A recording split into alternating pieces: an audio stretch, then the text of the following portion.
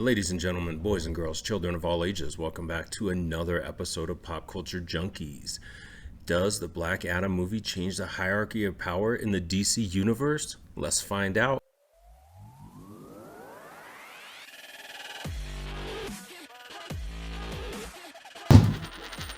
So I'm not going to make you watch all video before I tell you my thoughts on it. I'm going to tell you straight up. First and foremost, let's get right into it. This movie is a solid 2.5 out of 5 Infinity Stones. Right in the middle, average. In comparison to other DC movies, I probably rate it in the top third personally. Unfortunately, DC has made such garbage films that that's not saying a lot. You know what I mean? Like the top third of DC is still like the bottom half of Marvel as far as quality goes. But compared to what they've been doing, it's a nice change. I was really not going to see this movie. Someone talked me into it. So they hadn't even seen the movie, so I give it a chance. So I gave it a shot. I'm glad I did. I wasn't mad that I paid to see this movie. I would, if I had to do it over again, I would still go to the theater to see it. Let's start for those of you that don't know. Who is Black Adam? Black Adam is actually Teth Adam. He's an ancient Kandaki version. It's from a country called Kandak. I don't know if they're Kandaki. We're just going to call him Kandaki. Essentially, an old ancient version of Shazam has had the powers for centuries. Same powers from same wizards based on different gods. He says Shazam and everything, changes, has all the same stuff, just is a little bit different personally. Originally, Adam was a straight up villain. Over time, he kind of morphed into this anti-hero. He joined the Justice Society and Justice League. He's still the ruler of Kandak, as far as I know in the comics. He has no qualms about killing to achieve his aims. He still isn't afraid to cross that line. And again, he is an anti-hero as far as that goes. DC has historically had issues making their heroes relatable. They're always gods, and as far as their powers and everything else, and their human relatable side, that's where Marvel's always been better than them. They've always been better at making you feel like their heroes are just an everyman thrown into this situation. DC's never really been good at making their heroes relatable like that, in my opinion. And so I think Black Adam might be one of the few where it is relatable, that things aren't black and white, good and bad, heroes and villains. There's a gray area, and that's kind of where Black Adam lives. I think overall in the DC universe, he's had a great arc compared to some of the other heroes there and villains. The Rock held on to this role for decades. For those of you that don't know, he first threw his name out as being interested in playing Black Adam back in 2007. He was officially attached to play him in 2014. It took decades of work to bring this movie to the screen, and he's been working on it for that entire time. He wanted to play a traditionally minority superhero and bring it to life, and he went out and did it. So how does movie Black Adam stack up? Like, how does the movie itself just stack up? They try. Part of the problem is The Rock is always a nice guy Rock under the surface. We know he has a range from movies like, what was he in, Get Shorty? He plays this role with too much of nice guy Rock, or just on the edges, just under the surface of it. At one point in his wrestling career, he played a villain or a heel named Corporate Rock, and he was arrogant, conceited, egotistical, bold. Rock tries to channel a lot of it in this movie, but it's somewhat held back by his interactions with the child actor and the comedic moments they try to interject into it. It's not a home run by any means. It's also not a complete swing and a miss. It's like a ground rule double. Like, technically it's okay and average, right? It's right in the middle. Again, compared to past DC films, for me it was leagues better than a lot of them. The rest of the Justice Societies in this film, they're actually pretty great. I'm a fan of how there was no backstory and long flashback to introduce them. They're just like, hey, we're the Justice Society and we're here. That's got to be confusing for non-DC fans and non-comic fans in general, right? I think even Marvel fans who aren't familiar with DC will just accept that, oh, they're the Justice Society, okay. But like, I think for the average movie-going public, they're going to be like, what? I thought they were called the Justice League. Now it's the Justice. They don't know that these are two separate things. You know what I mean? So, again, I liked it, that I didn't have to sit through that, but I don't know how well that'll play with the movie-going public at large. Hawkman was cool. I've never liked Hawkman in the slightest. I loved his character in this movie. Like, I can get down with that, a comic based on that guy that was in this movie, like the attitudes, the weaponry, the fighting style, of all of it. Like, I could totally rock with that.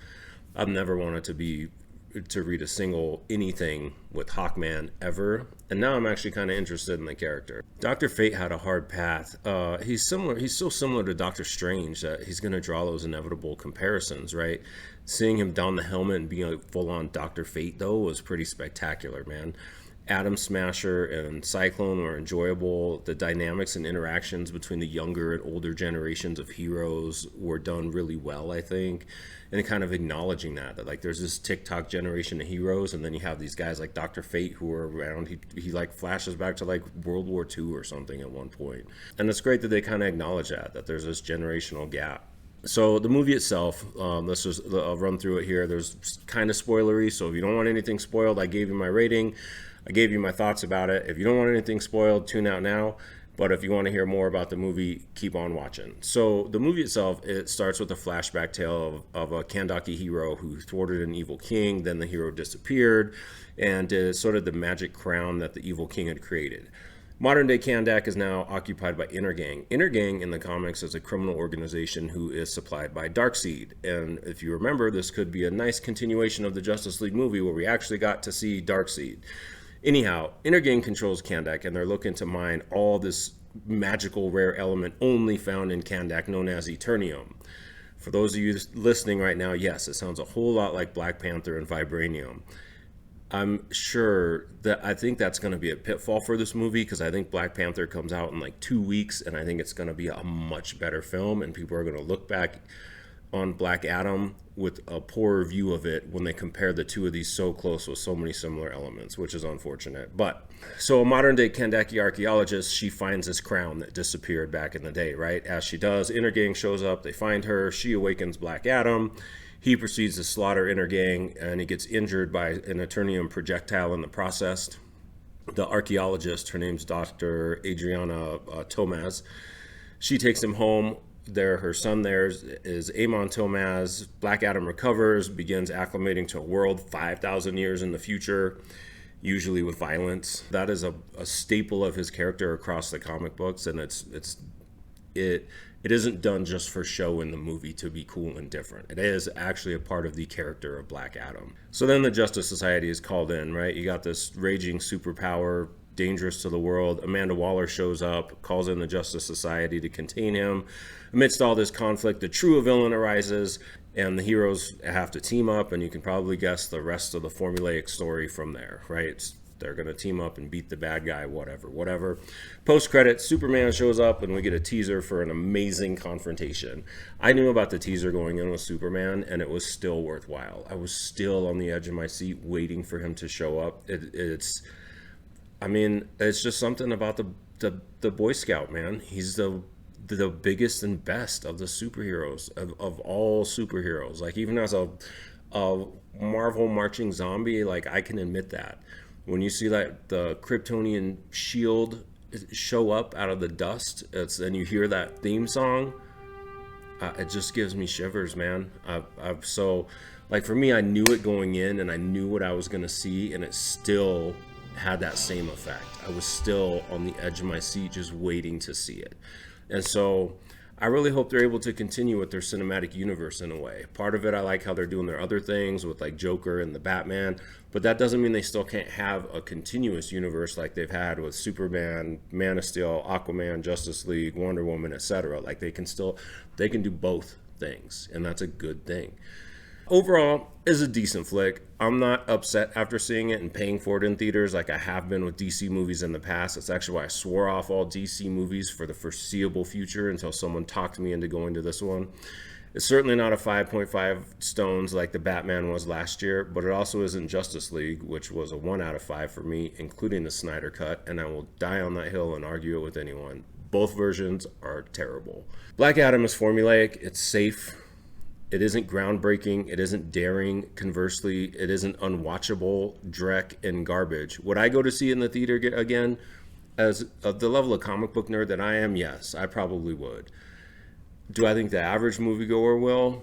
No, you should probably wait for streaming if you're not into comics, but you probably aren't watching this channel if you aren't a comic nerd. So for the majority of you, the answer is probably yes. You'll probably go and you can enjoy the movie.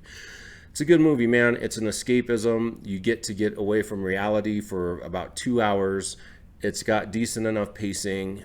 That there is a weird lull towards the end where I thought it was ending, and I was like, "This is gonna really suck if this is the end of this movie." But then they bring it back, and then it again gets real formulaic from there on. But it was a decent flick, man. I enjoyed it. I think you'd enjoy it. If you're not huge on DC and you're not huge on comic book movies, period, just wait for it to come on a streaming platform. You're not missing much on that case. Remember to hit like and subscribe if you like this content. Thanks for watching, guys, and I'll see you on the flip side.